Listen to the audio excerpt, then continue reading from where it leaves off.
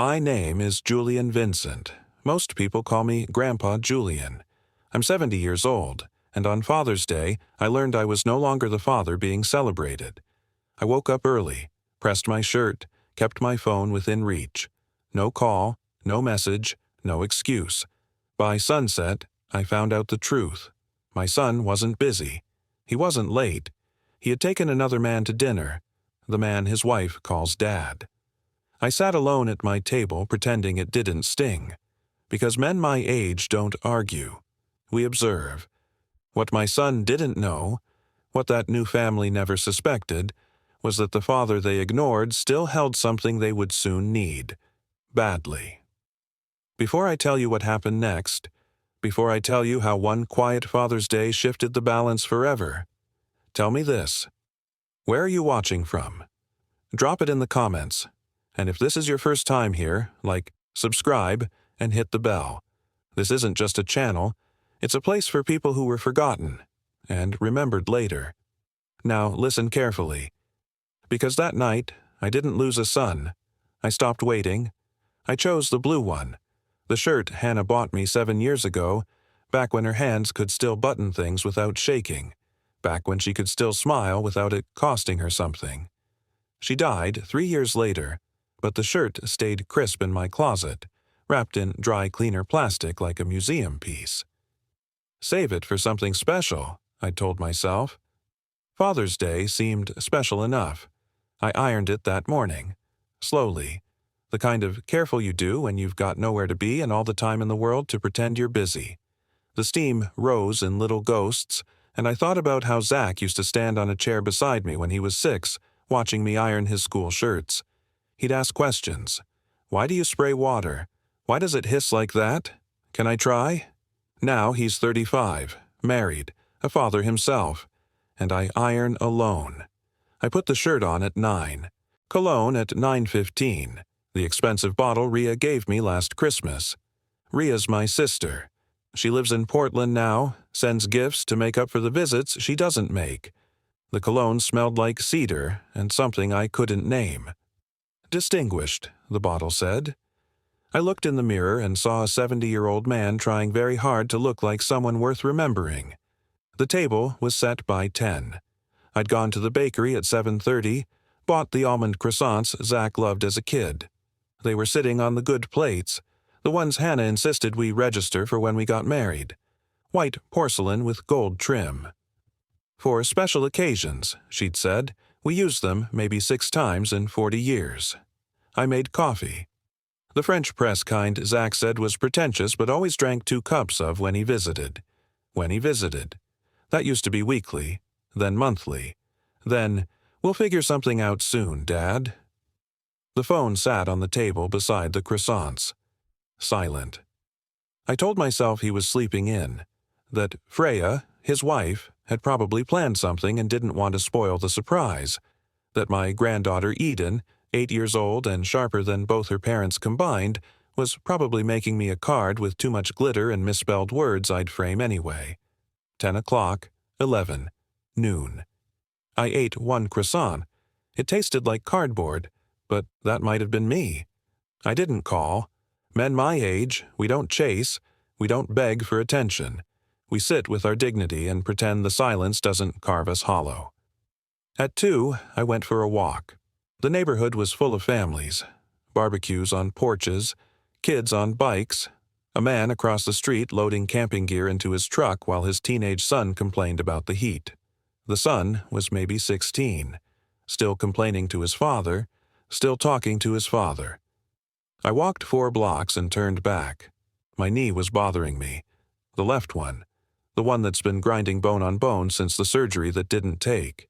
I should have brought the cane, but canes make you look old, and I wasn't ready to look old on Father's Day.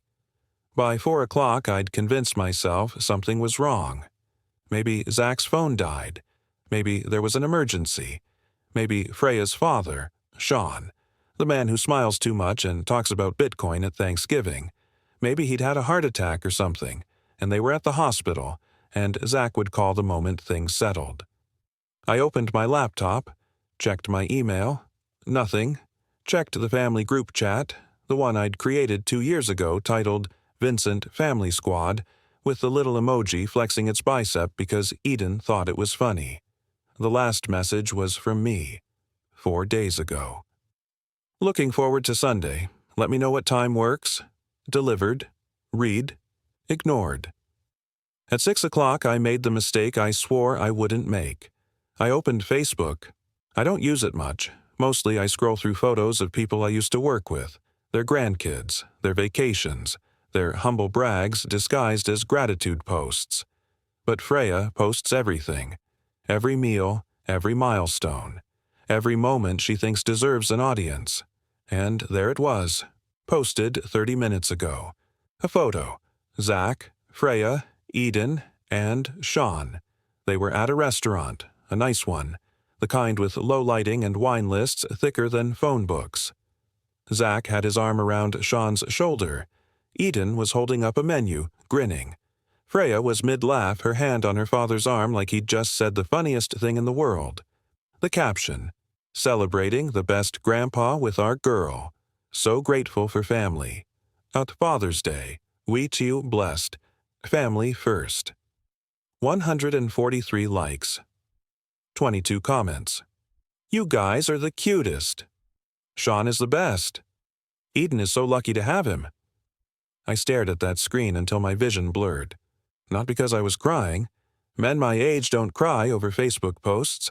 But because I recognized the restaurant, the wood paneling, the brass fixtures, the way the light hit the bar at exactly that angle. Vincent's place. The steakhouse I designed 32 years ago, the one that still has my name in gold letters on the front door. They celebrated Father's Day at my restaurant.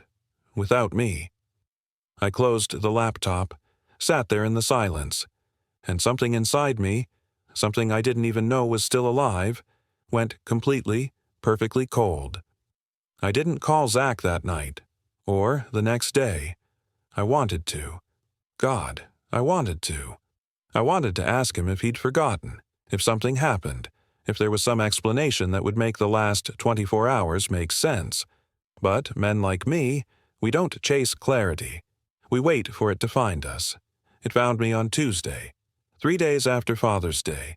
3 days of silence so loud I could hear my own heartbeat in it. My phone buzzed at 2:47 p.m. I know the exact time because I'd been watching the clock, counting down the hours until it would be reasonable to eat dinner and go to bed and call the day done. It was a text from Zach. "Hey Dad, hope you had a good weekend.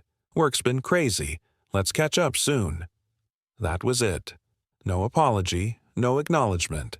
No, "Sorry, we couldn't make it work. Just hope you had a good weekend," like Father's Day was a weather report. I stared at that message for 20 minutes. I typed 4 different responses, deleted all of them. Finally, I sent back, "Sounds good. Let me know when you're free." He didn't reply. I put the phone down and did something I'm not proud of. I went to my desk, pulled out the folder I keep in the bottom drawer, the one with all the documents I'm supposed to have organized but never do, and I found what I was looking for.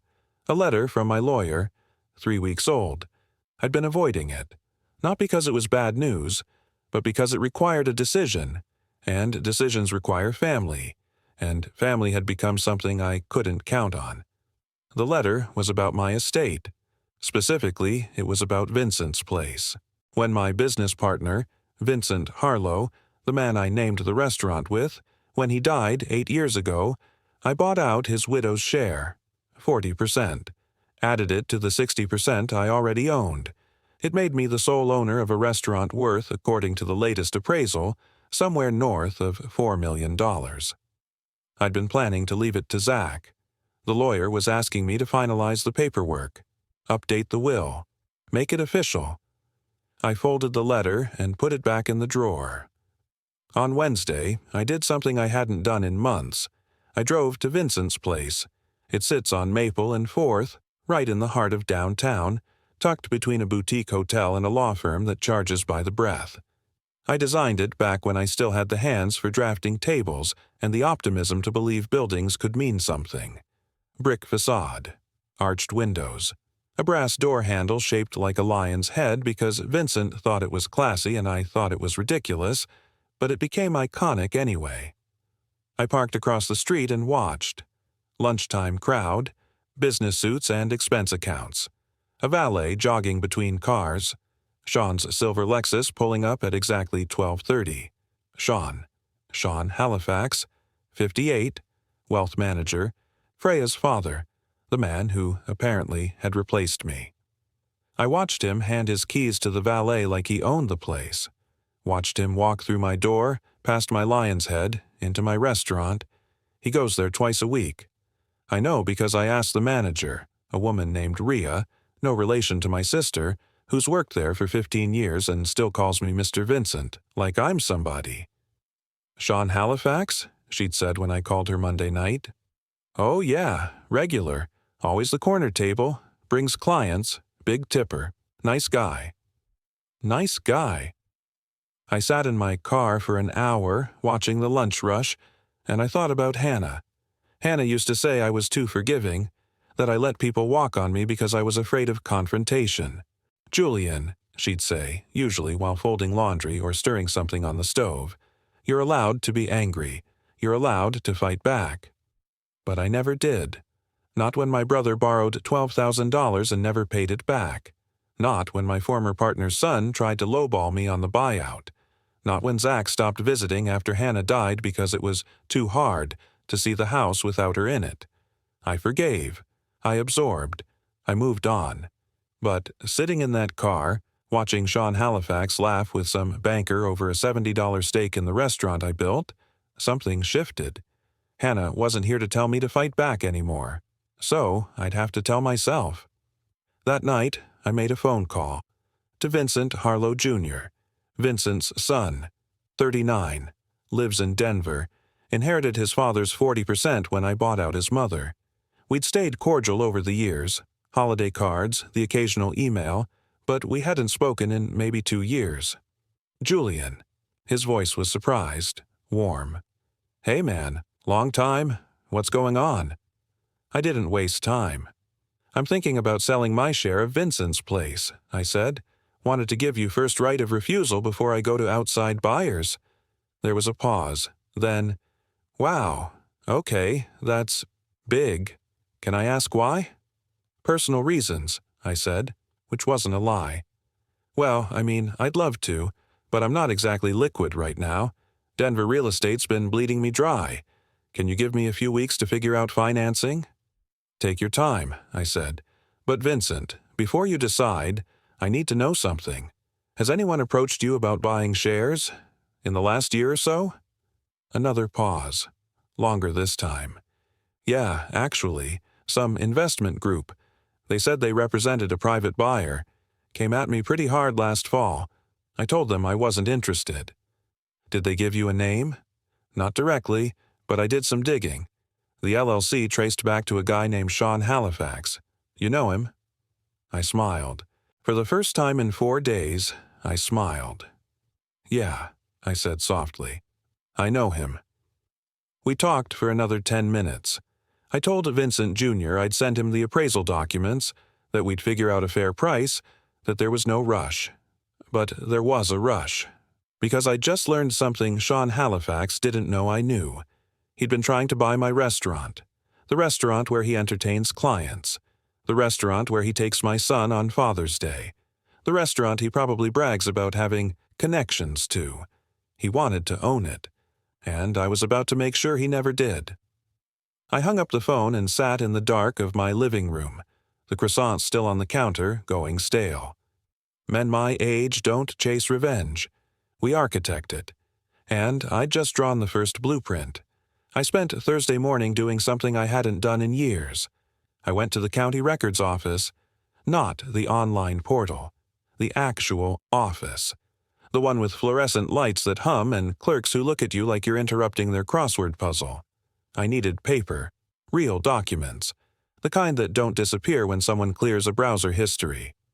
Vincent's place sits on property I bought in 1993.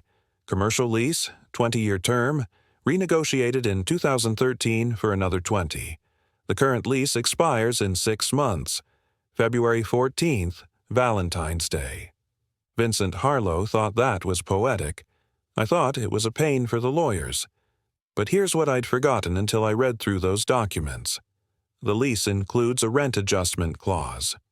Every renewal period, the landlord, that's me, can increase rent by up to 300% if market conditions justify the increase. Market conditions. Downtown commercial real estate has tripled since 2013. I could justify a 10,000% increase if I wanted to hire the right appraiser. I made copies of everything, slid them into a folder, walked out of that office feeling something I hadn't felt in weeks. Purpose. By Thursday afternoon, I was sitting in a coffee shop 2 blocks from Vincent's place, watching the lunch crowd through the window. Sean arrived at 12:35. Late. He's always late. Probably thinks it makes him look important. He was with 2 younger men, suits, eager faces, the kind of people who laugh too hard at bad jokes because they need something. I knew that look. I'd seen it in mirrors 30 years ago when I was the one pitching ideas to men with money. I opened my laptop and did what any rational 70-year-old man would do. I Googled my son-in-law's father, Sean Halifax, Halifax Wealth Management. 23 years in business. Specializes in high net worth portfolio optimization, which is a fancy way of saying he tells rich people where to hide their money. But here's what caught my attention. 6 months ago, Sean launched a new venture, Halifax Properties Group, real estate investment, luxury developments, curated living experiences for discerning clients. The website had renderings, glass towers, rooftop pools, lobbies that looked like art galleries, and buried in the Featured Projects section, the Vincent Collection, a signature development in partnership with Zach Vincent, award-winning project manager and visionary developer. Award-winning. My son has never won an award in his life. I clicked on Zach's name. It took me to a bio. Zach Vincent brings 15 years of experience in project management and a keen eye for transformative urban spaces. A graduate of State University with a degree in business administration, Zach has worked on numerous high-profile developments and is committed to creating communities that matter. Communities that matter. I sat back and stared at that screen. My son. My boy. The kid who couldn't commit to a college major, who bounced between marketing jobs and corporate gigs, who told me 2 years ago he was finally figuring out his path. This was the path. Sean's path. And I wasn't on it. I kept digging. Found an investor prospectus. Password protected, but Sean had posted a teaser PDF on LinkedIn. The Vincent Collection wasn't just condos, it was a full-scale mixed-use development. Residential, retail, dining, anchored by, and I'm reading directly from page 12, an exclusive partnership with Vincent's Place, the city's most iconic dining destination. They were going to use my restaurant as the centerpiece, the credibility, the legacy. Sean was going to take my name, my reputation, my 40 years of work, and turn it into marketing copy for overpriced apartments. And Zach was helping him. I closed the laptop, sat there with my cold coffee and my racing heart. Men my age, we're supposed to be past this, past the anger, past the betrayal. We're supposed to be wise, forgiving, grateful for whatever scraps of family we have left. But sitting in that coffee shop, watching Sean glad hand his way through my restaurant, I realized something. I wasn't past anything. I was just getting started. That night, I called Vincent Jr. again. "I've made a decision," I said. "I don't want to sell to you." There was a beat of silence. "Oh, okay, that's your right. Can I ask why?" "Because I'm going to sell to someone else, someone who'll pay more. But I need you to do something for me first." "What's that?" "I need you to raise the rent. Immediately. Effective next month." Vincent Jr. laughed, then stopped when he realized I wasn't joking. "Julian, we can't just— there's a lease. We have terms. We can't arbitrarily—" "It's not arbitrary. Read Section 7, subsection C. Market rate adjustment. I had an appraiser look at the building last week. Comparable commercial spaces are leasing for triple what we're charging. We're leaving money on the table. But that would destroy the restaurant's margins. They'd have to raise prices, cut staff, maybe even— Close? I said softly. Yes, that's a risk. Vincent Jr. was quiet for a long time. Julian, what's going on? This isn't like you. Maybe it is now, I said. Are you with me or not? Another pause. Then, I'm with you, but only if you tell me why. So I told him. About Father's Day, about Sean, about Zach, about the investment group and the LinkedIn prospectus, and the fact that my son was building his future on top of mine without ever asking permission. When I finished, Vincent Jr. said, I'm sorry, man, that's brutal. Yeah. Okay, let's do it. But Julian, are you sure? Once we do this, there's no going back. I thought about that blue shirt hanging in my closet, about the croissants I'd thrown away yesterday because they'd gone stale, about the Facebook photo with 143 likes. I'm sure, I said. We drafted the notice that night. Vincent Jr. sent it Friday morning via certified mail. Rent increase, 300%, effective in 30 days. And then I waited. Because revenge isn't about the explosion. It's about the fuse. And I just lit mine. The call came on Saturday. Not from Zach. From Freya. I almost didn't answer. I was in the garage organizing tools I'd probably never use again, trying to keep my hands busy so my brain would stop running scenarios. When her name flashed on my screen, I stared at it for 3 rings. Freya never calls me. We text, occasionally, mostly about Eden. School events, birthday parties, the surface-level maintenance of family obligation. But calls? Calls mean something's wrong. I answered on the 4th ring. Julian. Her voice was shaking. Not angry shaking, scared shaking. Freya, what's wrong? Can you— She stopped. I heard her breathe. Heard something that sounded like a sob being swallowed. Can you come over? Please? Zach's not home and I need to talk to someone. My first instinct was to say no, to tell her I was busy, to let her sit with whatever discomfort she was feeling the way I'd sat with mine for the last week. But that voice, that raw, broken sound. I'll be there in 20 minutes, I said. Zach and Freya live in a subdivision called Riverside Meadows, which has neither a river nor meadows, but does have an HOA that fines you if your grass exceeds 3 inches. Their house is a colonial. White shutters, black door, 2-car garage, the kind of house that looks like it came from a catalog. Eden's bike was on the lawn, pink with streamers. Freya opened the door before I could knock. She looked terrible. I don't mean that cruelly. I mean she looked like someone who hadn't slept in days. Hair pulled back in a messy knot. No makeup. One of Zach's old college sweatshirts hanging off her frame. Thank you for coming, she said, and her voice cracked on the last word. Where's Eden? I asked. At my mom's. I needed— She gestured vaguely. I needed to not fall apart in front of her today. She led me to the kitchen. Made tea neither of us drank. We sat at the island, the silence stretching between us like something physical. Finally, she said, I'm sick, Julian. My stomach dropped. What kind of sick? Early onset dementia. She said it quickly, like ripping off a bandage. Genetic, aggressive. I was diagnosed 4 months ago. 4 months? Does Zach know? Yes. Does Eden? Not yet. How do you tell an 8-year-old that her mom is going to forget her? I didn't have an answer for that. Freya wrapped her hands around the mug. I noticed they were shaking. My dad's been. He's been helping. Financially. Emotionally. He set up trusts for Eden. Got us connected with specialists. He's been— She stopped. He's been the reason I haven't completely fallen apart. I nodded. Didn't trust myself to speak. And he told Zach something. A few months ago.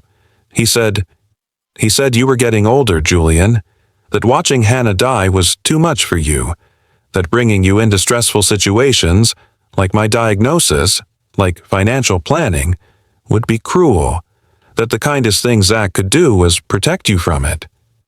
The tea had gone cold between us. So, Father's Day, I started, was my dad's idea, Freya finished. He said it would be good for Eden to have stability, to see the men in her life strong and present. He said you'd understand, that you'd want Zach focused on the family, not managing your feelings. Managing my feelings. And Zach believed that. Freya's eyes filled. Zach's terrified, Julian. He's watching me disappear in slow motion, and my father swooped in with answers and action and all these ways to fix things when nothing about this is fixable. And yes, he believed it, because it was easier than believing he was abandoning you. I sat with that. Then I asked the question I'd been dreading. Why are you telling me this now? Freya looked at me. Really looked at me. Because yesterday, an FBI agent came to our house. The FBI, at my son's door, and what the agent told Freya in that living room, it didn't just change Father's Day. It changed everything I thought I knew about Sean Halifax. Wait, stop right there. If you're watching this without subscribing, you're about to miss the biggest twist in this entire story. And trust me, you do not want to miss what the FBI said about Sean. Here's the deal. 5,000 of you are watching right now, but only 25 are subscribed. That means 4,275 of you are lurking, just like Zach lurked on Father's Day while I sat alone. Don't be like Zach. Hit that subscribe button, smash the like, drop a comment telling me, have you ever been forgotten by family? Because if this story is hitting you in the chest the way I think it is, you're not alone, and I need to know you're with me before I tell you what happens next. I'll give you 10 seconds. Okay, you're still here. That means you're family now. So let me tell you what that FBI agent said to Freya, and why my son's entire life was about to collapse. The FBI, I repeated, trying to keep my voice steady. What did they want? Freya's hands were still shaking around that cold mug of tea. She stared at it like it might have answers written in the bottom. They're investigating my father's investment firm. Have been for 8 months, apparently. Securities fraud, wire fraud, something about misrepresenting risk profiles to elderly investors. She looked up at me.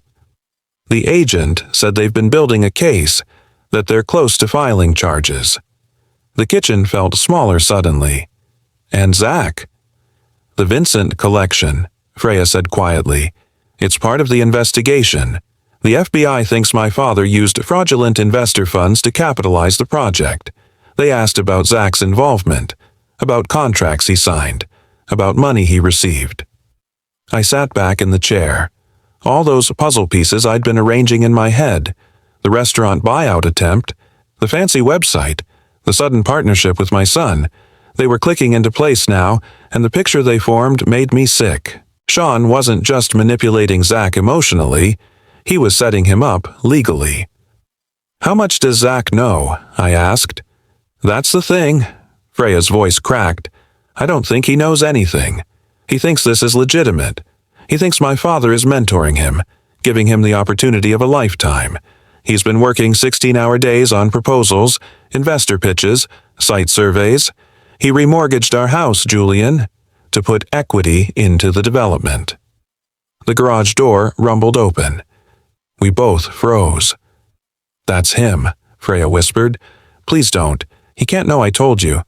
My father made me promise not to tell anyone until the lawyers sort it out. He says it's all a misunderstanding, that the FBI is wrong, that everything will be fine. I stood. It won't be fine, Freya. I know. Tears spilled over. I know that, but he's my father, and Zach worships him, and I'm dying, Julian. I'm dying, and I can't be the one who destroys the only stability my daughter has left. The door from the garage opened. Zach walked in carrying grocery bags. He stopped when he saw me. Dad? He looked between Freya and me, confusion crossing his face. What are you doing here? Freya wiped her eyes quickly.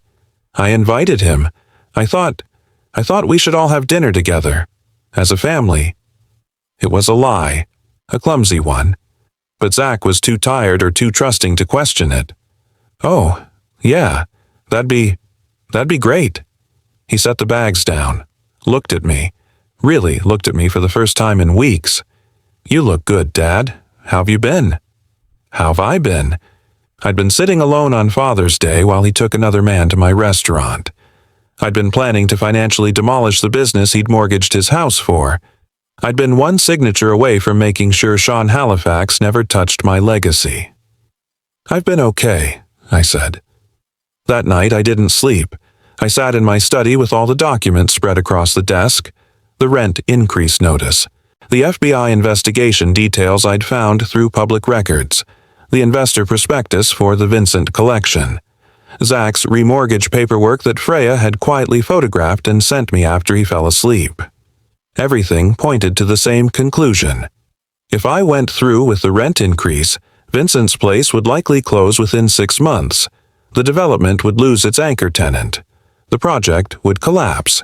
And Zach, my son, who'd signed personal guarantees on $500,000 in construction loans, would be financially destroyed. But if I didn't go through with it, Sean would keep using my restaurant, my reputation, my name to legitimize his fraud. More investors would lose money, more families would be hurt, and Zach would stay under Sean's thumb, calling him Dad, building his life on a foundation of lies. I thought about what Hannah would say. She'd tell me there was a third option. There's always a third option. By Sunday morning, I had a plan. I called Zach at 9 a.m. "Dad, everything okay? I need to talk to you about the restaurant, about Sean, about everything." I kept my voice level. "Can you meet me at Vincent's place? Today? Just the two of us." There was a long pause. "Is this about Father's Day?" His voice was small, guilty. "Because I've been meaning to call. Things have been insane with the development and Freya's health, and it's not about Father's Day," I lied. "It's about your future. 1 o'clock, I'll be at the corner table." He showed up at 1:15. Late, like always, like Sean. I'd already ordered us both coffee. His was cold by the time he sat down. "Dad, listen, I know we haven't talked much lately." I slid the folder across the table. "Open it." He did. I watched his face change as he read through the documents. The FBI investigation summary, the securities fraud allegations, the list of investors who'd filed complaints against Halifax Wealth Management, the evidence that Sean Halifax had been systematically defrauding elderly clients for 3 years. Zach looked up at me.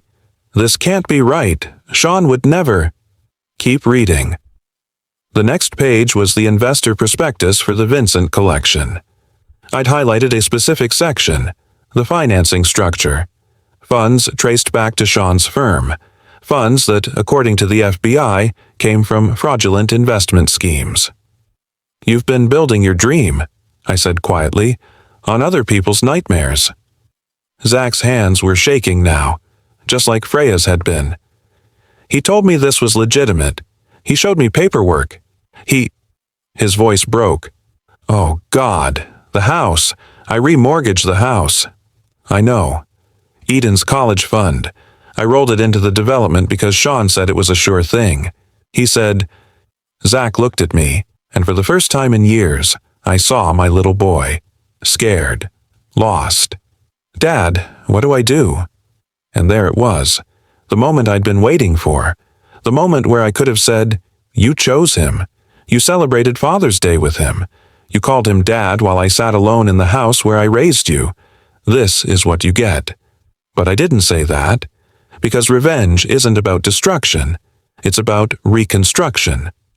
"You're going to call the FBI," I said. "You're going to cooperate, fully. You're going to document everything Sean told you, every meeting, every promise, every signature. You're going to be honest about what you knew and when you knew it. They'll arrest me. Maybe. Probably not if you cooperate early enough. But yes, maybe." Zach put his head in his hands.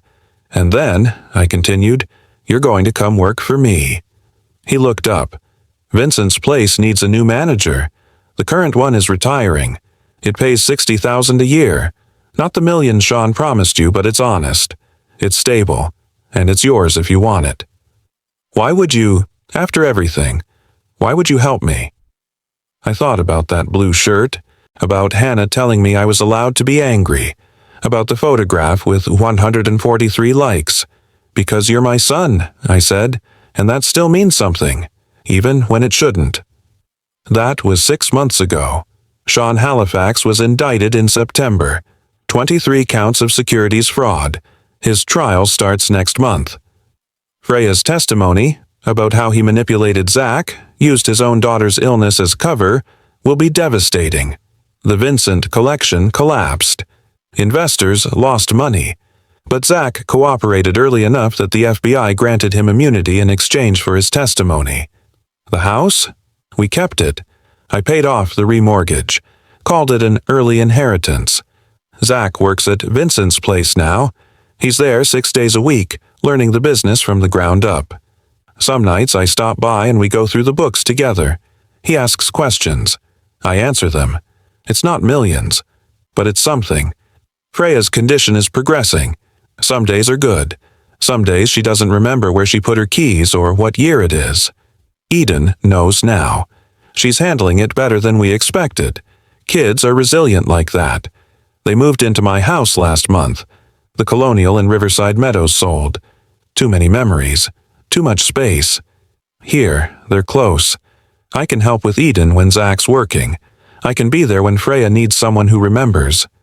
And today is Father's Day. I'm wearing the blue shirt again.